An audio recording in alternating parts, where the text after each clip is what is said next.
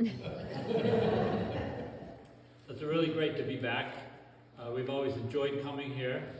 Our daughter Julie, if you remember our second child, she kept your bulletin for back in the day when we faced that direction, and we had the bulletin, all the song words in the paper. She kept it for a year or more, singing the chorus songs.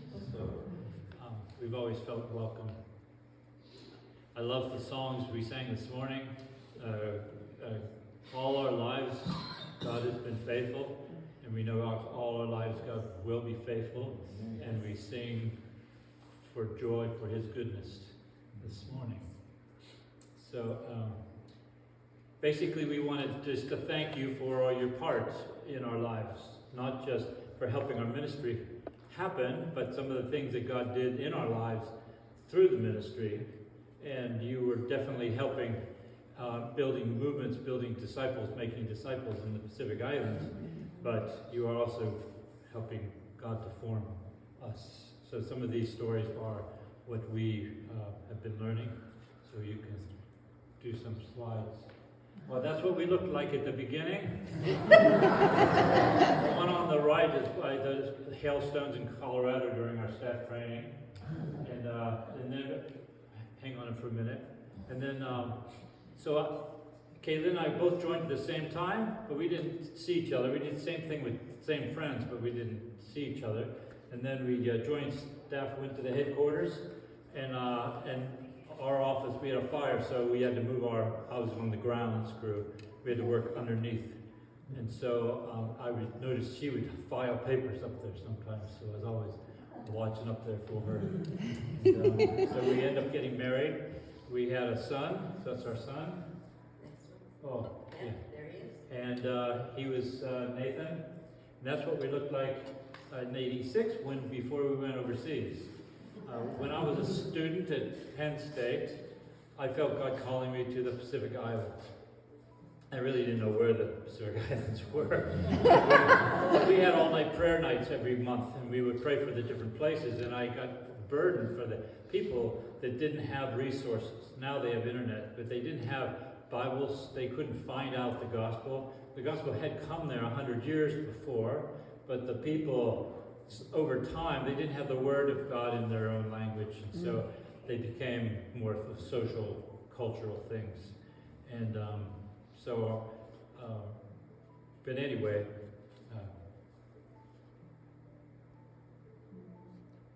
I think that's my phone. It is your phone. It's telling me 9:37, telling me, Matthew 9:37 is telling me, pray for workers of the harvest. I was going to say that at the end. But, That's what it says there, yeah. Okay, so that was our family. This is our family now. We kind of grew and multiplied, as some of you know our kids as they were growing up. We're very biblical. And the next photo is the grandkids, and they're all a lively bunch. And when they all descend on our house, it's great chaos. It's great chaos because I don't have to manage anybody. I just say, hey, who's that kid belong to? Okay. All right, so we went to Palau in 1986, and when we first found out we were going to go into Palau, because I asked to go to some islands, and that's what they picked. And then I got the globe out. You don't get the globe out when you're looking for Palau, because you can see some words, but you can't see any dots. If you look real carefully, there's maybe a dot. And our island we lived on was 1 mile wide by 3 miles long, and 25 miles an hour. And you're driving down the road, and someone stops to talk to somebody, just wait, because they're going to be done in another minute. What's another minute? It's a great life, a great place to raise the kids. You can click through. I went I taught in a boarding school for boys from all of Micronesia, high school. I taught math and Bible and physics. And while we were there, I discipled 5 guys, and the 5 guys discipled others. So we had 82 or 85 boys depending on the year at the school, and we usually had 60 some of them involved in Bible studies, all led by the boys, not myself. So it's very exciting to do that. Julie was born.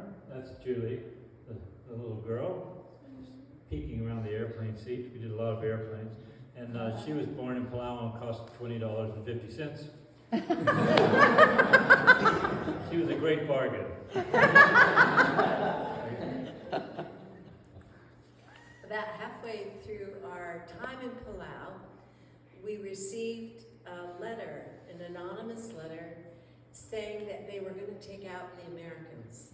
They were going to burn their house, and we didn't know if it was a prank or if somebody was serious. First letter, we kind of let it go. The second letter said, "This is serious, I've seen their guns." And I tell you, I got scared. And I was looking in my Bible for all those promises that God would take care of me and protect me.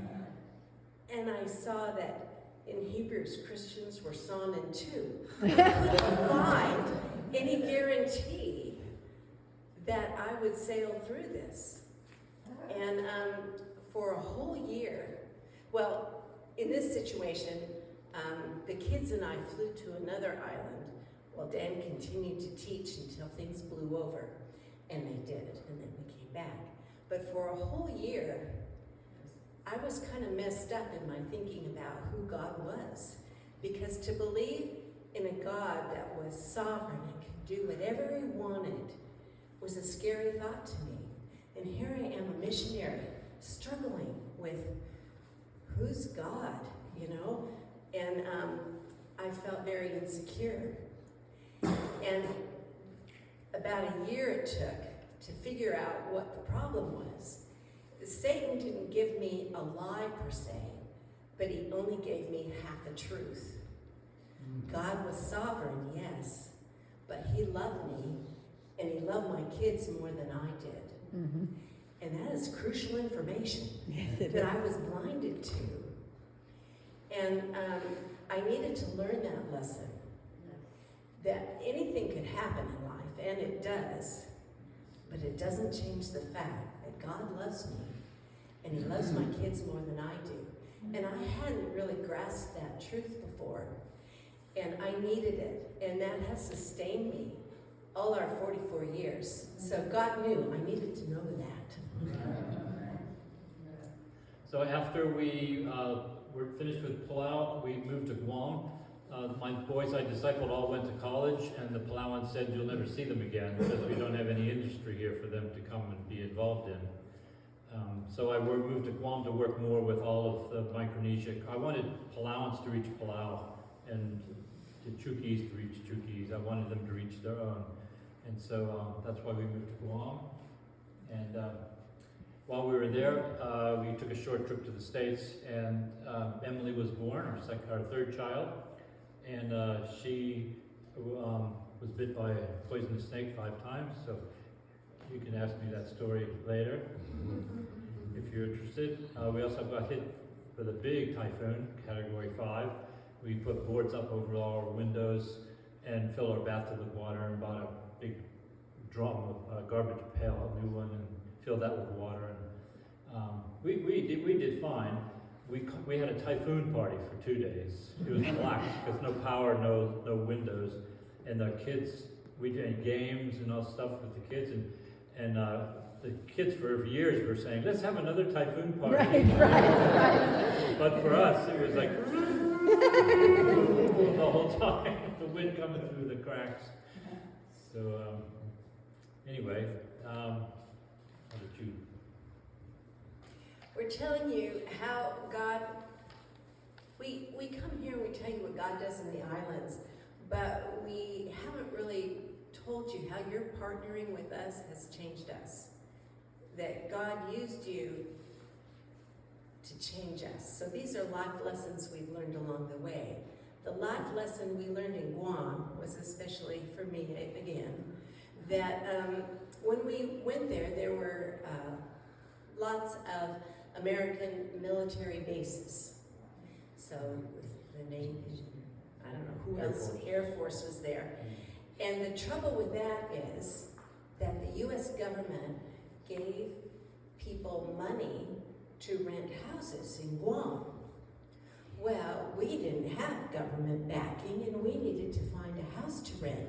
But the prices were sky high because they liked charging the American government lots of money. and we tried to find a place to live. And it was really scary. You know, the places we could afford, one was next door to where they had cockfights. Thought, no, that's not good. We looked at another place and the kitchen sink, the house was a converted medical building, and so it was like, you know, the sink that the doctor washes his hands in before he, anyway, it was very small, and that was the kitchen sink. And I went back, we were just sleeping in the office in Guam. The office was a converted duplex. And so we were just staying there till we could find a place.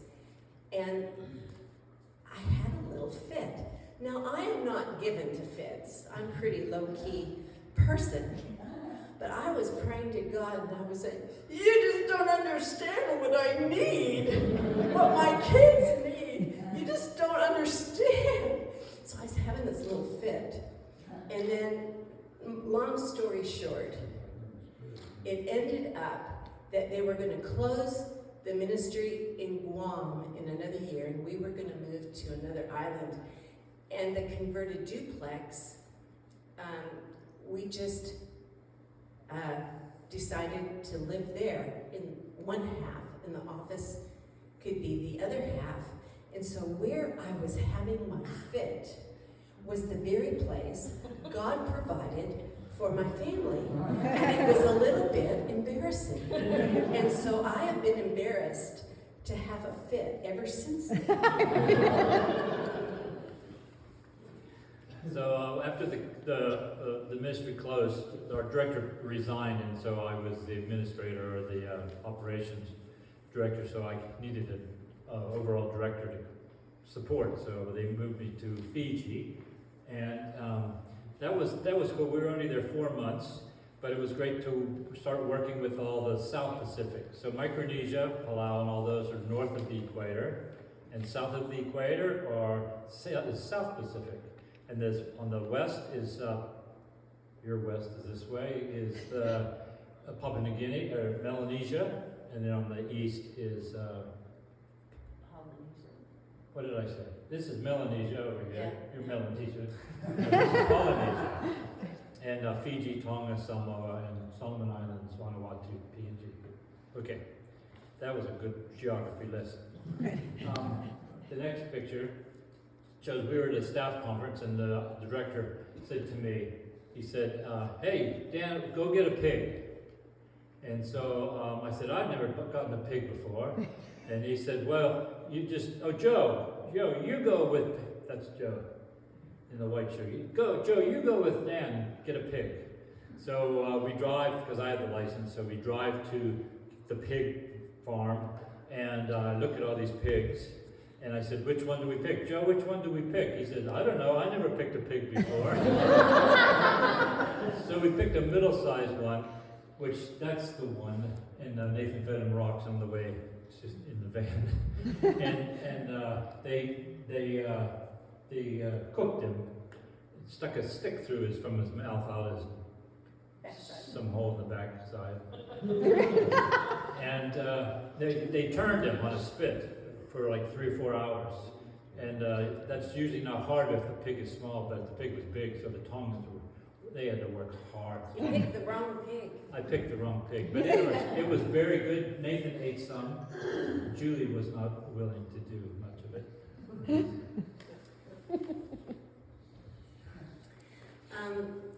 We were renting a house in Fiji, and it wasn't too far to the office. It was a short bus ride to the office. We didn't have a car because the director was soon to move to the Solomons, so we were only in Fiji for a few months. So we didn't get a car, so we were reliant on bus buses. Now, Dan is the optimist and I'm the pessimist. It's just how we roll. You know, he's very positive and I'm thinking of some problems that we might have to overcome. Anyway, he needed to take the bus to go to work. So it's hot and it's just a little too far to walk, but not real far. And the buses didn't want to pick him up because they could make more money. They only had a limited amount of space and they could make more money if he traveled farther. And he really wasn't worth it, you know. So they went past him. And he was my optimist. They wouldn't let me on. I'm trying to get on the steps and they, no. You Not you.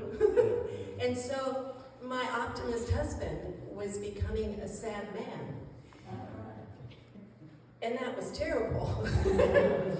And so I was praying to God, send an angel, do something, because this is a terrible situation here. I need my optimist back. And so it wasn't long after that, well, you tell that part of the story. Then I was just walking down the street and this purple bus drove past and he honked and I looked at him and he waved his hand at me. So he did that a couple times and then I noticed that same bus would be coming through with all the other buses.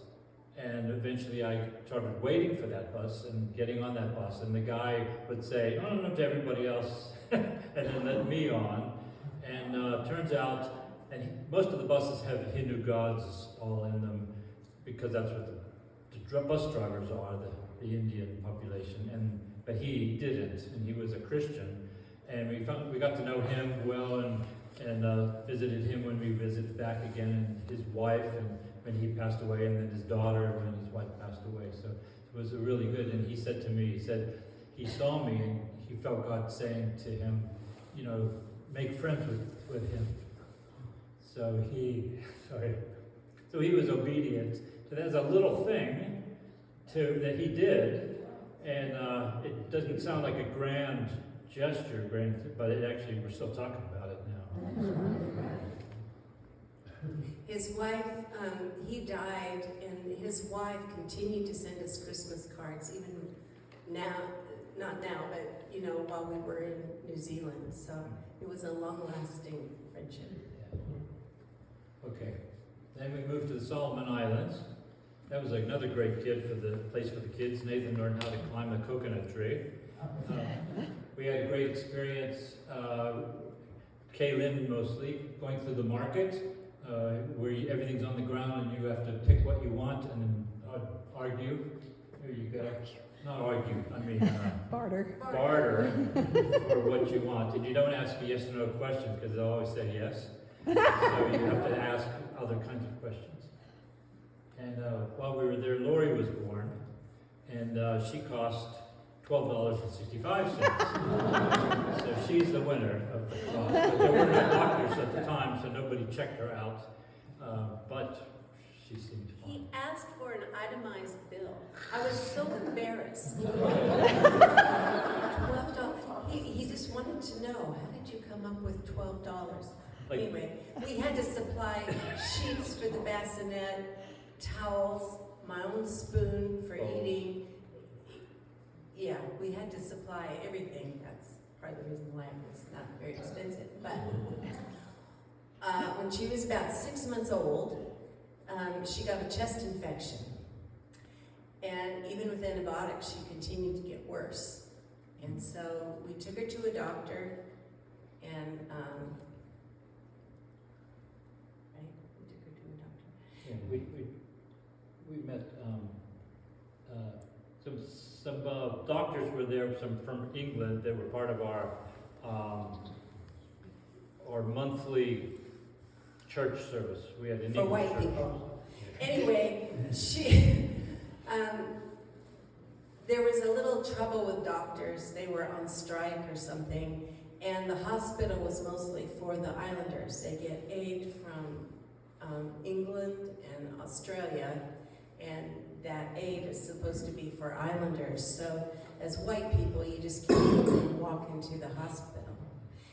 Anyway, our friend who was from England was a doctor, and she said, you need to get her in the hospital. And so we had her x-rayed, and they found out that she was in heart failure, her liver had dropped, and she was in really critical condition. And this friend got us into the hospital. Now, it just so happened that a doctor had just arrived back in the Solomons, a woman who had been trained in Australia, a Solomon Islander, who specialized in pediatric cardiology. Oh my goodness. Just so happened.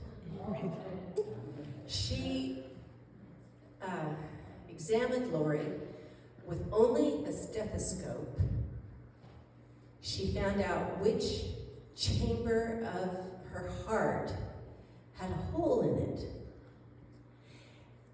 And she treated her with one adult digitalis pill cut in fourths. We crushed up that fourth, suspended it in water, and squirted it with an eyedropper into this baby's mouth. And she became stable enough to take her home, because really the hospital is a very dangerous place because there's so much malaria. Mm-hmm. If you get malaria on top of something else, that's it. Mm-hmm. So we took her back home, continued to treat her till she was stable enough that we could take her back to the States. Dan's brother is a doctor, and he is from Pittsburgh, and so his brother got us connected to the Pittsburgh Children's Hospital and some bigwig doctor, because they're friends. So, but they did a whole battery of tests on this poor little baby. The doctor in the Solomons, I said, could you write a letter? So she wrote a letter, and she said where the hole was, and it was 8 millimeters. And so he gave the letter to the doctor, and he said, well, we'll see. And then he didn't. So he did all these tests, and come to find out, it was just what the Solomon Island doctor had said. Same side. And I said, why did the Solomon Island doctor, she could find out what was wrong with the baby, and you had to do all these procedures and tests to find out the very same information? And he said, we've lost the art of hearing, that they have to, rely on empirical data.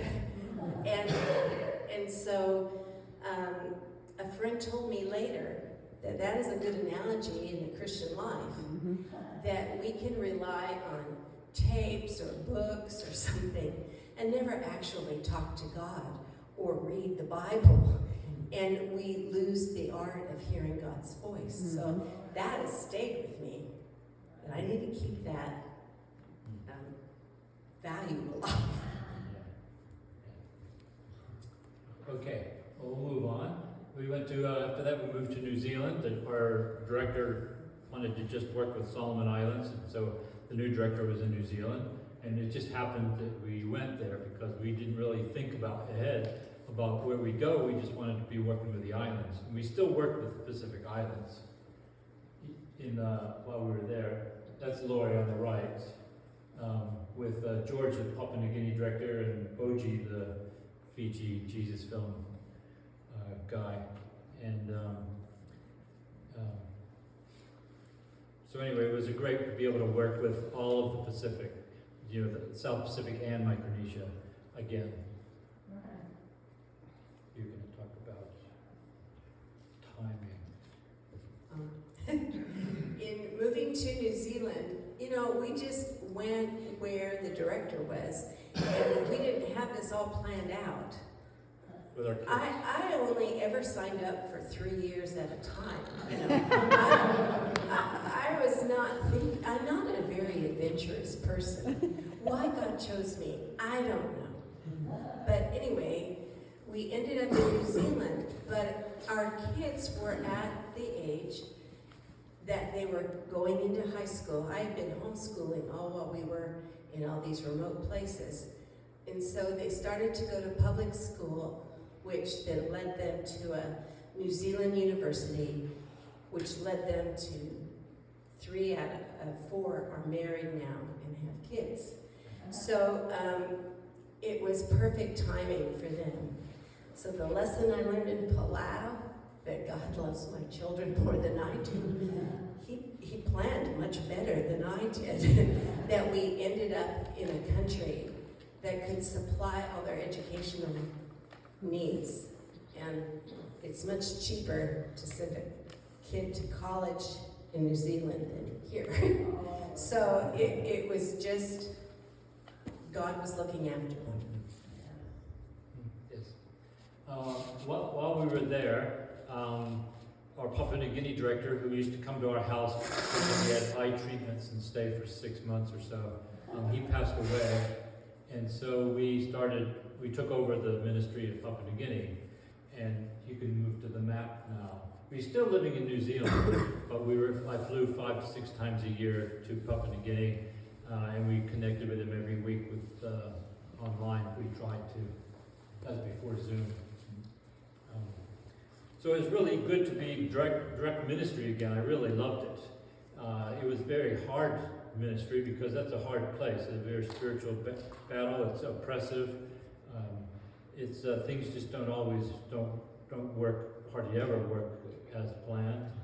And I had to get up early morning at 4 in the morning and then spend time with God for a couple hours before the day started. Otherwise, I wouldn't be able to survive. I just wipe out. But it was very good to be there and encourage the staff. That's good then. Okay.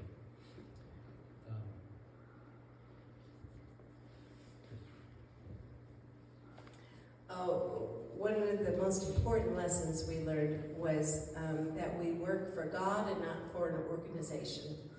That, your people can disappoint you, but it doesn't matter. If you're living and working for God and He's your boss, it doesn't matter what people think about you. It doesn't matter what happens. It's for eternity. And so as we look forward to retirement now, Dan has some health issues.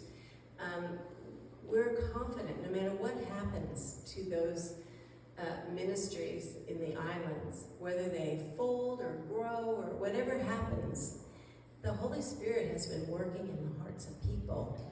And it's because you sent us and others like us. People all around have been pouring their spiritual energy into the islands, the people in the Pacific. And we are so grateful because that is eternal. And no matter what happens, the Spirit of God is working, and it's exciting, and we really want to thank you. Yeah. Can you do the next slide? Before COVID, the picture on the left was our staff team, and now the picture on the right is our staff team on the campus. Elton's still on staff. He's the one on the right in the blue. And he got married and moved. Well, he's up temporarily up in Bougainville. His wife is doing her teaching.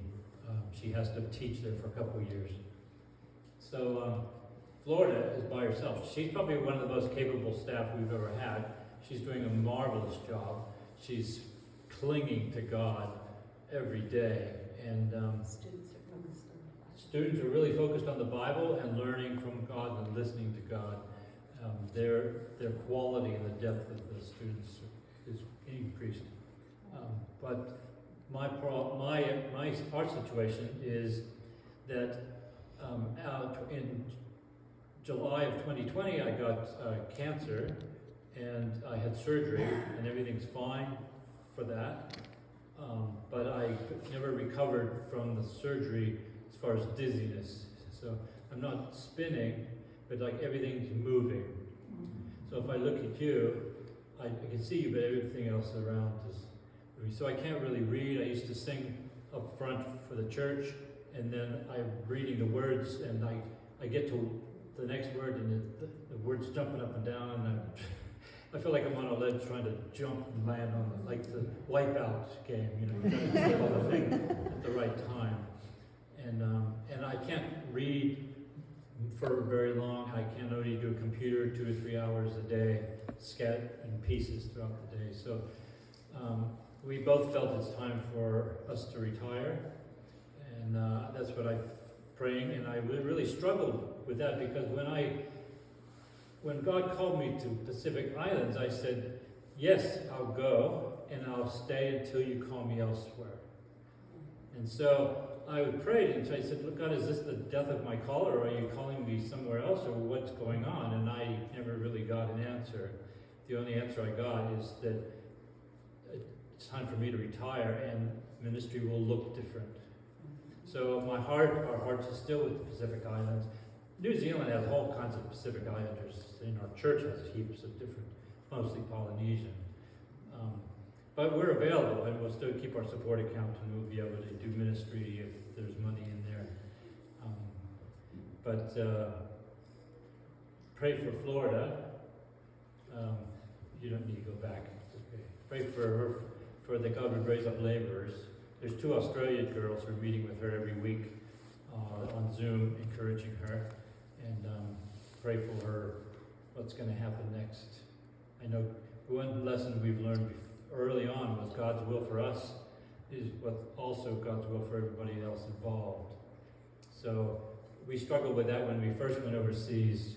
We felt God's will. He wanted us to go. We knew that, but we were taking her parents' only grandchild, you know, the remotest parts of the sea, and but it was God's will for them as well. Same with us, you know, when our kids move away, it's God is leading them, and it's God's will for us too. Same with us retiring. It's God's will for Florida that we leave, because He's not gonna abandon her. He's not gonna say, yes, Dan, you retire. Oops, I forgot about Florida. That's right. I don't know what to do with her yet. He's got everything under control.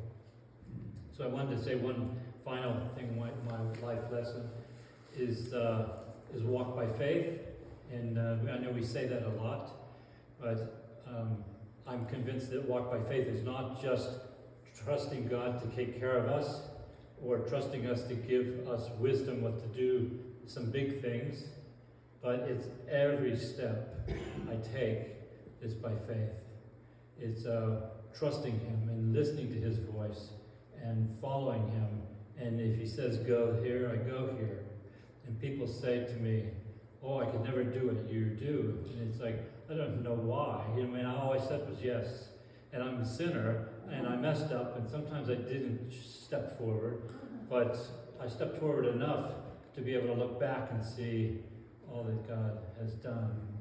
And I kind of view it as a portal. Stargate has a portal where you jump through, and you can't see through it, but you could imagine just a door with fog.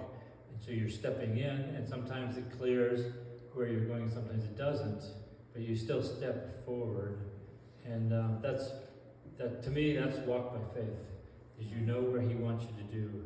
Kind of like Jesus, He never did anything that the Father didn't tell Him to do or say.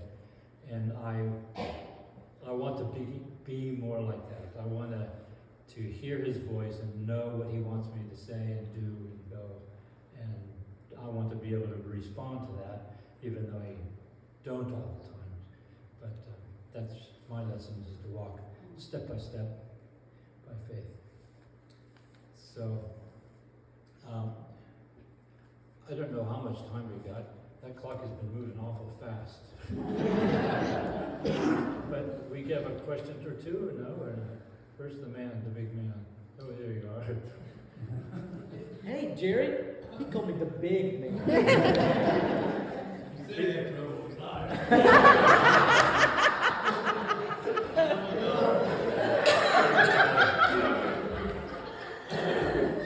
We probably just need to pray now. So go ahead. Yeah. Anybody have one or two questions? What are your plans now? Well, he raised his hand. A school teacher, you know. Just, be clear, you're going to still live in New Zealand? Yes, we're retired in New Zealand. The crew doesn't know what to do with us. In fact, we have a guy who is supposed to debrief us, and he sent us a pre-debrief talking about when you readjust to life in the States. And it's like, I'm not going to. And they say, well, maybe you might. I don't really have a home anymore. Both our parents have passed away. And we've got 8 grandkids, and they're all in New Zealand. And we're dual citizens, and so, yeah, we'll stay there. People call me up on the phone, so want to give a free house valuation. Don't you want to know how much your house is worth? I say, no. Why don't you want to know? I says, because I plan on dying here. And they go, oh, it's not on their flow chart. So whether I die there or not, I don't know, but anyway. You answered my question. Oh. Yeah. I don't know how big Papa New Guinea is, but about 30 years ago, we had a young man who grew up in this church that was working with Tyndale translators. And I wondered, do you know anything about that? Where, is it like, do they have lots of people from the United States like working with Tyndale there? Or how that? Well, Papua New Guinea has 9 million people, and they have 839 different languages. The highest population of language per country, and so there are a lot of Wycliffe Bible translators, and a lot of pioneers do translation, and a lot of other subgroups. There's also people doing translation of the Gospel of Luke so that we can add it to the Jesus film. And there's a partnership between 3 groups, crew and 2 others, who actually do 10 or 12 languages a year. It's a great work, but it's 12 out of 839 is still a long way to go. But yeah, a lot of our friends, and even in Solomon Islands, all of our friends, pretty much, our expat friends, were Wycliffe. I think that's what you're talking about. I'm not sure about Tyndale. I mean, he was from here. Yeah, it's a good work. There's a lot of And translation. he supported him while he was in that ministry. Yeah, That's wonderful. yeah, they're really needed. Yeah, we support some people in Guam who are working with the churches and languages and stuff. Okay. I have a question. What do you think is the greatest ministry need in your Papua New Guinea area from here going forward? Kind of where are you now? Where do things need to go from here? The biggest need is workers. Pray for workers of the harvest. We have 9:37. 9:37. We have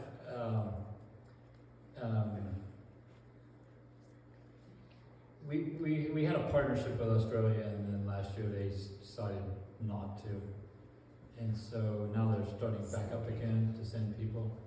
But we had a good sized staff team, 7 or 8 staff at one point. We're planning on expanding to other universities and to work in church ministry, but those things have to put on hold. So Florida needs somebody to work with her. If nobody shows up, then Florida will probably either leave staff or go to Vanuatu, where Which is also a good there's a ministry. good healthy staff team there. Okay, to follow up with that question, then what kind of worker is are translators the greatest need, or is it people to go out into the different, I don't know if you call them tribes or what, Yeah. but to the different people and just minister to them, person to person? So there's different big needs, and the translation is a huge need, but we're not involved in that. Our goal is to make disciples who make disciples. Yeah. So we do work on the university campus because they're required to speak English, and if they don't know it, they learn it.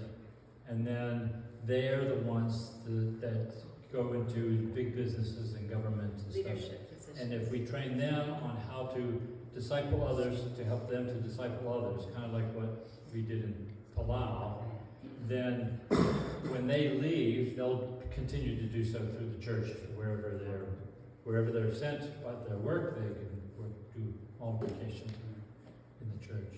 So, because to go everywhere, it's way too hard. If we go to the university and train people from most all the language groups are at the university. Not every year, but most of them are there. So train them to go. So we've had good success in that, but we just haven't had good success in having them, and some of them join our staff. A lot of it's support problems, but so anyway, but that's a different issue. But that's what we do. Disciples make disciples. What organization are you with? Crew. Okay. Campus And where are Crusade they for out of? Christ. Oh, okay. They changed their name to Crew Okay. in the States. It's still Campus Crusade for Christ International, but it's called Tandem in New Zealand and Great Commission movements in Papua New Guinea and all kinds of different Power to Change in Australia and Canada. So, Okay. but it's the same group. Right. Sorry, you can say something. Yeah. Okay, well, I want to thank you all for your partnership and for helping us to have a life that we can give glory to God for His goodness.